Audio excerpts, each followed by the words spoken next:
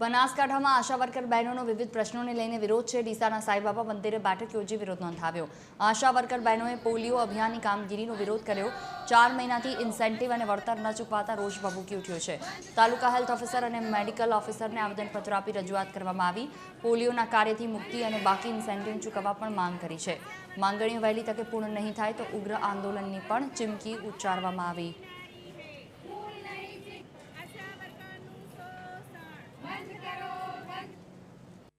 हमारी मांगनी ये से कि 28 तारीखे जे पोलियो आवे से गुजरात सरकार तो जे पोलियो से ये आशा वर्करो नाबूद करे से અને છેલ્લા 20 વર્ષથી પોલિયોની કામગીરી કરે છે। તો માત્ર ને માત્ર 100 રૂપિયા જ ઇન્સેન્ટિવ આપે છે। તો 100 રૂપિયામાં આ બહેનોને કેવી રીતે પોસાય કે અત્યારે મોંઘવારી વધી ગઈ છે।